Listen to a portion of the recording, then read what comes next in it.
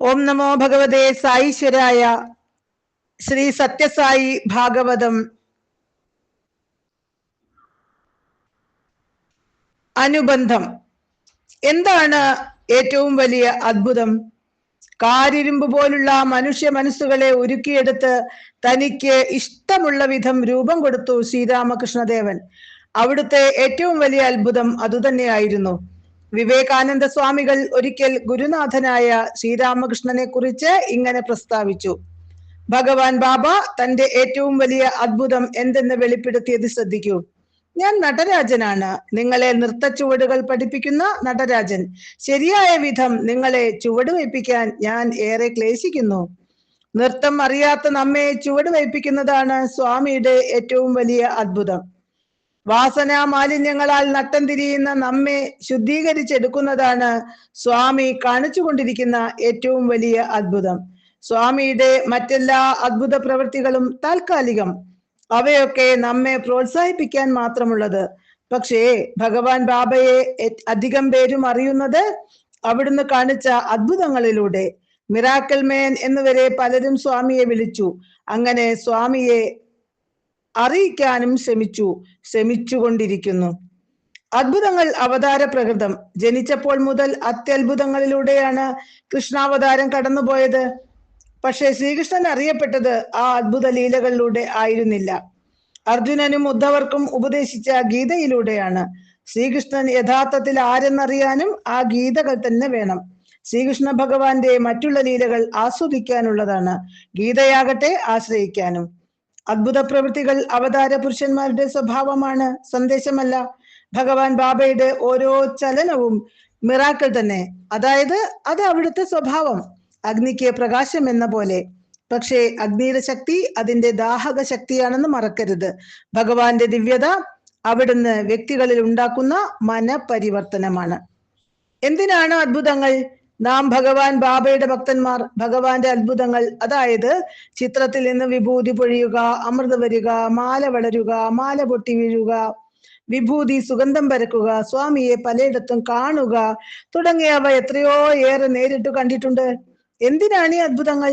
അതിലൂടെ സ്വാമി ആഗ്രഹിക്കുന്നത് നമ്മിൽ പരിവർത്തനം ഉണ്ടാകാനാണ്. ഭഗവാൻ നമ്മെ സ്നേഹിക്കുന്നു എന്നതിന്റെ അടയാളം മാത്രമാണ് അവിടുന്ന് കാണിക്കുന്ന അത്ഭുതങ്ങൾ.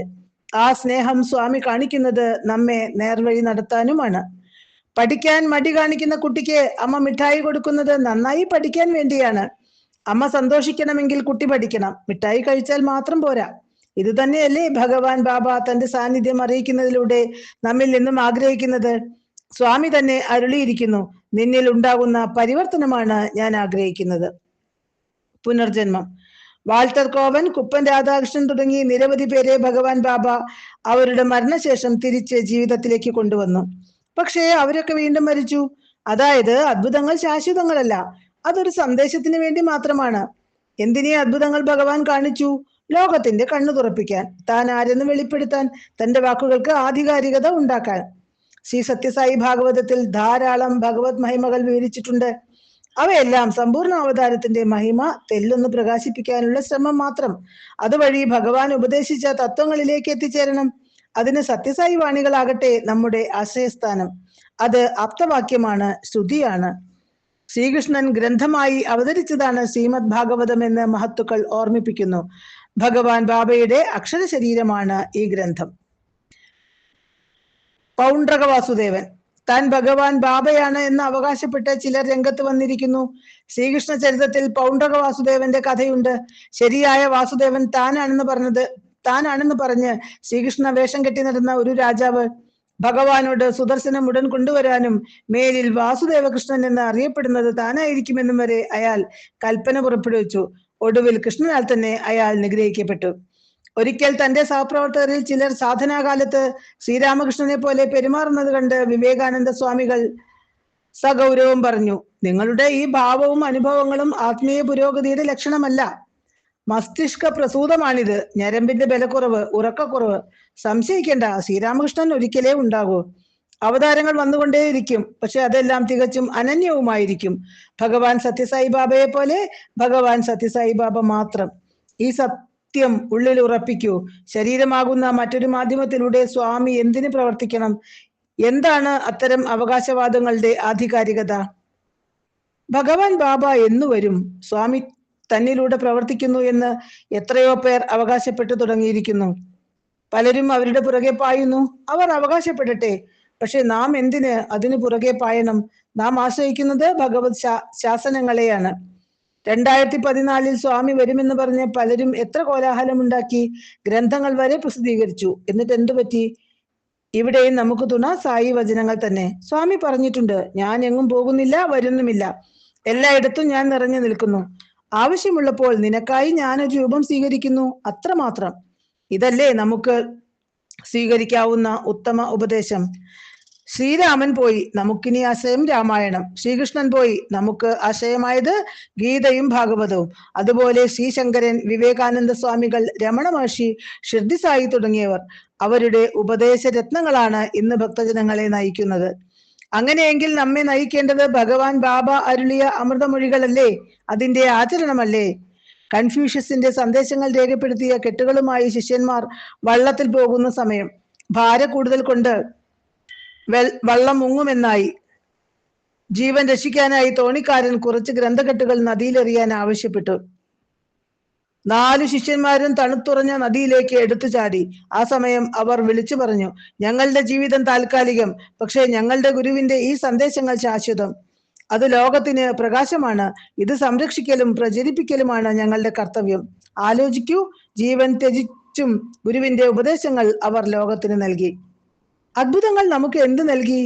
അത്ഭുതങ്ങൾ നമുക്ക് ഏറെ കിട്ടിയിട്ടും അത് നമ്മുടെ അഹങ്കാരം വർദ്ധിപ്പിക്കുകയാണോ, അതോ നമ്മിൽ ഭഗവാന്റെ ഉപദേശം നടപ്പിലാക്കാനുള്ള ആവേശമാണോ വളർത്തിയത്? നാം ഓരോരുത്തരും ആത്മപരിശോധന നടത്തേണ്ട കാര്യമാണിത്. ഭഗവാൻ അരുളി, വേദം പ്രചരിപ്പിക്കൂ, ബാലവികാസിലൂടെ ലോകമംഗളം ഉറപ്പാക്കൂ, സഹജീവികളെ നിന്ദിക്കാതിരിക്കൂ, കൊടുക്കാനും മറക്കാനും പഠിക്കൂ. ഇതൊക്കെ ചെയ്യുമ്പോഴല്ലേ സ്വാമിക്ക് സന്തോഷമാവുക? സായി സന്ദേശം പ്രചരിപ്പിക്കുക. അത്ഭുതങ്ങളാകുന്ന സെൻസേഷന് പുറകെ പാഞ്ഞാൽ പതനം ഉറപ്പ്. കാരണം മനസ്സിന് തൽക്കാല സുഖം മാത്രമേ മിറാക്കിൾസ് നൽകൂ. 2 നാൾ കഴിഞ്ഞാൽ അത്ഭുതങ്ങളുടെ നിറം മങ്ങും. പക്ഷേ ഭഗവത് തത്വങ്ങളുടെ നിറമാകട്ടെ, അത് പരിശീലിക്കും തോറും തിളക്കമേറിക്കൊണ്ടിരിക്കും. ബാലവികാസ് ഗുരു വേദം പഠിക്കാനും പ്രചരിപ്പിക്കാനും ശ്രമിക്കുന്നില്ലെങ്കിൽ, സ്വയം സ്വഭാവ പരിവർത്തനത്തിന് വിധേയനാകുന്നില്ലെങ്കിൽ, പിന്നെ സ്വാമി കാണിച്ച അത്ഭുതങ്ങൾ കണ്ട് നാം അന്തം വിടുന്നതിൽ എന്തർത്ഥം? സ്ഥാനം, പേര്, പ്രശസ്തി, പണം എന്നിവയ്ക്കായി ഭഗവാൻ ബാബയെ ഉപയോഗിക്കുന്നത് മഹാപരാധം തന്നെ. ഇന്ന് നാം അനുഭവിക്കുന്നത് ഇന്നലകളിലെ കർമ്മഫലം. ഈ നിമിഷം മുതൽ സൽക്കർമ്മങ്ങളിൽ ഏർപ്പെടൂ. അപ്പോൾ നാം ഭഗവത് കരങ്ങളിൽ സുരക്ഷിതരാവും. അത്ഭുതങ്ങളുടെ പുറകെയുള്ള ഓട്ടം ശാന്തിയേകില്ല. ശാന്തിക്കായി സൽക്കർമ്മങ്ങൾ തന്നെ ചെയ്യണം. ഭഗവാൻ ബാബയുടെ അത്ഭുതങ്ങൾ എല്ലാം അവിടുത്തെ മഹിമ നമുക്ക് വെളിപ്പെടുത്താൻ വേണ്ടി മാത്രമാണ്. അതറിഞ്ഞു കഴിഞ്ഞാൽ പിന്നെ നാം ചരിക്കേണ്ടത് സ്വാമി കാണിച്ച പാതയിലൂടെ. ആ വഴിയിൽ നിരന്തരം അത്ഭുതങ്ങൾ കാണാം, അനുഭവിക്കാം. അപ്പോൾ നമുക്ക് ആ അത്ഭുതങ്ങൾ ഭഗവാന്റെ സ്വഭാവമായി മനസ്സിലാക്കാനും സാധിക്കും, ശാന്തി നുകരാനും കഴിയും. സായി അരുളിയ മഹാമന്ത്രം. വേദാന്ത തത്വങ്ങൾ പറയുക വളരെ എളുപ്പം, പക്ഷേ അത് ജീവിതത്തിലേക്ക് പകർത്തുക അതീവ കഠിനം. കാരണം വാസനാബാഹുല്യം. ഗുരുക്കന്മാർ അരുളിയ ചിട്ടയായ പദ്ധതിയിലൂടെ മാത്രമേ വാസനാക്ഷയം ഉണ്ടാകൂ. ചിത്തശുദ്ധി ഉണ്ടായാലേ തത്വം തെളിയൂ. അതുകൊണ്ട് ആധ്യാത്മിക പാതയിലെ ആദ്യ ചുവട് സദാചാര നിഷ്ഠ തന്നെ. അതിലൂടെ സത്വഗുണം വർദ്ധിക്കും, ചിത്തശുദ്ധി ഉണ്ടാകും. സത്യസ്വരൂപനെ സത്യമാർഗത്തിലൂടെയേ നേടാനാകൂ. ഇതിനായി ഭഗവാൻ ബാബ അരുളിയ മഹാമന്ത്രമാണ് ലവ് ഓൾ സെർവ് ഓൾ. വേദാന്ത സാരമാണ് ഈ മന്ത്രം. ഇത് പ്രാവർത്തികമാക്കുമ്പോൾ വാസനകൾ ക്ഷയിക്കുന്നതും ഉള്ളിൽ ശാന്തി ഉറവെടുക്കുന്നതും സ്വയം അനുഭവിക്കാം.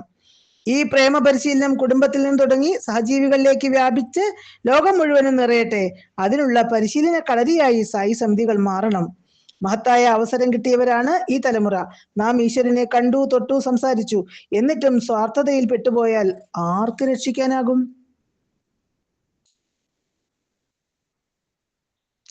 ഓം തത്സത്. ശ്രീ സത്യസായി ഭാഗവതം ഇവിടെ പൂർണ്ണമാകുന്നു. ഓം തത്സത്.